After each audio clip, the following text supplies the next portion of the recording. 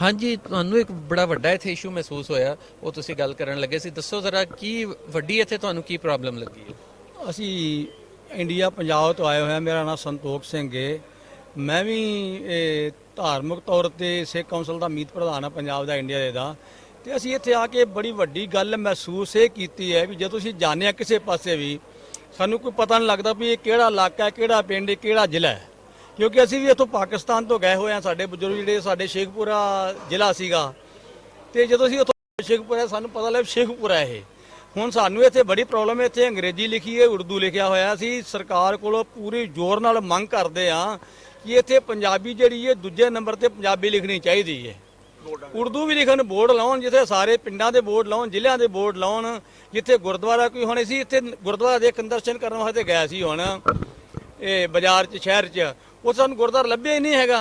ਕੋਲ ਹੀ ਪੁੱਛਦੇ ਰਹੇ ਜਾ ਕੇ ਵੀ ਗੁਰਦੁਆਰਾ ਫਲਾਣੇ ਜਾਣਾ, ਅਸੀਂ ਭਾਈ ਤਾਰੂ ਸਿੰਘ ਦੇ ਗੁਰਦੁਆਰੇ ਜਾਣਾ ਹੈ, ਸਿੰਘਾ ਸਿੰਘ ਦੇ ਗੁਰਦੁਆਰੇ ਜਾਣਾ ਸੀ। ਪਤਾ ਨਹੀਂ ਲੱਗਦਾ ਕਿ ਸਾਨੂੰ ਪਤਾ ਨਹੀਂ। ਜੇ ਉੱਥੇ ਬੋਰਡ ਲੱਗਿਆ ਹੁੰਦਾ ਤੇ ਅਸੀਂ ਉਹ ਪੜ੍ਹ ਕੇ ਅਸੀਂ ਅੰਦਰ ਚਲੇ ਗਏ, ਸਾਨੂੰ ਕਿਸੇ ਨੂੰ ਪੁੱਛਣ ਦੀ ਲੋੜ ਨਾ ਪੈਂਦੀ, ਨਾ ਕੋਈ ਦੱਸਣ ਦੀ ਲੋੜ ਪੈਂਦੀ, ਕਿਸੇ ਨਾ ਪੁੱਛਣ ਦੀ ਲੋੜ ਪੈਂਦੀ। ਅਸੀਂ ਸਰਕਾਰ ਕੋਲੋਂ, ਜਿੱਥੇ ਸਰਕਾਰ ਨੇ ਸਾਡਾ ਕੱਲ ਮਨ ਬਹੁਤ ਸੰਤੁਸ਼ਟ ਹੋਇਆ ਵੀ ਇਹ ਘੱਟੋ ਘੱਟ ਪ੍ਰੋਜੈਕਟ ਜਿਹੜਾ 10 ਸਾਲ ਦਾ ਸੀ, 10 ਸਾਲ ਦਾ, ਜਿਹੜਾ ਉੱਥੇ ਸਰਕਾਰ ਨੇ 14-13 ਮਹੀਨਿਆਂ 'ਚ ਕਰਕੇ ਦਿਖਾਤਾ। ਅਸੀਂ ਇਹ ਗੱਲ ਤੋਂ ਬਹੁਤ ਖੁਸ਼ ਹਾਂ, ਬੜੇ ਪ੍ਰਭਾਵਿਤ ਹੋਏ ਅਸੀਂ, ਕਿਉਂਕਿ 4 ਵਾਰੀ 5 ਵਾਰੀ ਪਾਕਿਸਤਾਨ ਗੁਰਦੁਆਰੇ ਦਰਸ਼ਨ ਕਰਨ ਵਾਸਤੇ ਆ ਗਿਆ ਇਦੋਂ ਪਹਿਲੋਂ।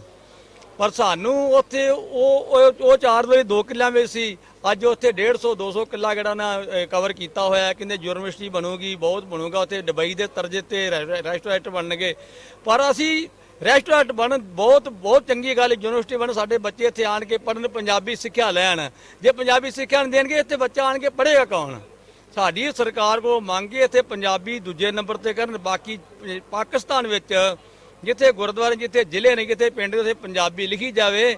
ਪੰਜਾਬੀ 'ਚ ਅਸੀਂ ਆ ਕੇ ਜੋੜੋ, ਸਾਡਾ ਉੱਥੋਂ ਸਾਡੇ ਭਰਾ ਪੰਜਾਬੀ ਤੋਂ, ਪੰਜਾਬ ਦੇ ਆਉਂਦੇ ਨੇ, ਸਾਡੇ ਇੰਡੀਆ ਤੋਂ ਆਉਂਦੇ ਨੇ, ਜਾਂ ਹੋਰ ਕਿਤੋਂ ਵੀ ਪੰਜਾਬੀ ਆਉਂਦੇ ਨੇ।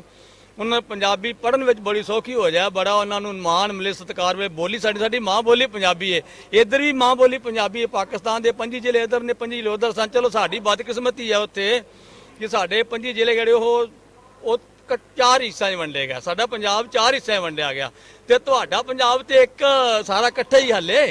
ਤੁਸੀਂ ਜਿਹੜਾ ਇਹਨੂੰ ਪੰਜਾਬ ਨੂੰ ਪੰਜਾਬੀ ਬੋਲੀ ਦਾ ਦੂਜਾ ਦਰਜਾ ਦਿਓ, ਆਪਣੀ ਉਰਦੂ ਬੋਲੀ ਰੱਖੋ, ਅੰਗਰੇਜ਼ੀ ਰੱਖੋ। ਸਾਰੀਆਂ ਬੋਲੀਆਂ ਹੀ ਕਿਸੇ ਬੋਲੀ ਦਾ ਵਿਰੋਧ ਨਹੀਂ ਕਰਦੇ, ਸਾਰੀਆਂ ਬੋਲੀਆਂ ਸਤਿਕਾਰਯੋਗ ਨੇ। ਪਰ ਇੱਥੇ ਪੰਜਾਬ ਵਿੱਚ ਪੰਜਾਬੀ ਬੋਲੀ ਜਿਹੜੀ ਉਹ ਲਾਜ਼ਮੀ ਹੋਣੀ ਚਾਹੀਦੀ ਹੈ। ਲੋਕ ਜਿਹੜੇ ਇੱਥੇ ਆਉਂਦੇ ਹਨ, ਸਭ ਲੋਕਾਂ ਨੂੰ ਪਤਾ ਲੱਗੇ ਪੰਜਾਬੀ ਪੜ੍ਹ ਕੇ ਅਗਲਾ ਪਿੰਡ ਵਾਸਤੇ ਵਾਕਫ ਹੋਵੇ, ਇਲਾਕੇ ਵਾਸਤੇ ਵਾਕਫ ਹੋਵੇ, ਜ਼ਿਲ੍ਹੇ ਵਾਸਤੇ ਵਾਕਫ ਹੋਵੇ, ਕਿਸੇ ਨੂੰ ਪੁੱਛਣ ਦੀ ਲੋੜ ਨਾ ਪਏ। ਸਾਡੀ ਇਹ ਬੇਨਤੀ ਹੈ। ਸੀ ਬਾਕੀ ਸਾਨੂੰ ਜਦੋਂ ਅਸੀਂ ਇੱਥੇ ਆਏ, ਜਿਹੜਾ ਇੱਥੋਂ ਆਵਾਮ ਹੈ, ਜਿਹੜਾ ਇੱਥੋਂ ਦਾ, ਸਾਨੂੰ ਬਹੁਤ ਸਤਿਕਾਰ ਮਿਲਿਆ, ਬੜਾ ਸਾਰਾ ਸਤਿਕਾਰ ਕਰਦੇ ਨੇ, ਜੀਆ ਕਹਿੰਦੇ ਨੇ ਸਾਨੂੰ, ਬਹੁਤ ਪੰਜਾਬੀ 'ਚ ਗੱਲ ਕਰਦੇ। ਸਾਡੇ ਮਨ ਨੂੰ ਬੜੀ ਸੰਤੁਸ਼ਟੀ ਹੁੰਦੀ ਹੈ, ਬੜੀ ਸਾਨੂੰ ਖੁਸ਼ੀ ਮਿਲਦੀ, ਸਾਡਾ ਬਹੁਤ ਸੰਤੂਨ ਮਿਲਦਾ ਸਾਨੂੰ ਪੰਜਾਬੀ ਦੀ ਬੋਲੀ ਉਹਨਾਂ ਕੋਲੋਂ ਸੁਣ ਕੇ ਕਿ ਇਹਨਾਂ ਨੇ ਮਾਂ ਬੋਲੀ ਪੰਜਾਬੀ ਸਾਂਭੀ ਹੋਈ ਹੈ। ਫਿਰ ਸਾਨੂੰ ਇੱਕ ਹੋਰ ਬੜੀ ਖੁਸ਼ੀ ਹੈ, ਅਸੀਂ ਹੋਰ ਹੀ ਬਹੁਤ ਜਾਣਦੇ ਹਾਂ। ਜਿੱਥੇ ਇੱਥੋਂ ਦਾ ਜਿਹੜਾ ਨੌਜਵਾਨ ਹੈ, ਬੜਾ ਸੁਨੱਖਾ ਹੈ, ਬੜਾ ਸੋਹਣਾ ਹੈ, ਬੜਾ ਵਧੀਆ ਨੌਜਵਾਨ ਹੈ। ਕੋਈ ਨੌਜਵਾਨ ਪੰਜਾਬੀ, ਫਿਰ ਸਾਡਾ ਤੁਹਾਡਾ ਬਲੱਡ ਇੱਕ, ਸਾਡਾ ਤੁਹਾਡਾ ਖੂਨ ਇੱਕ।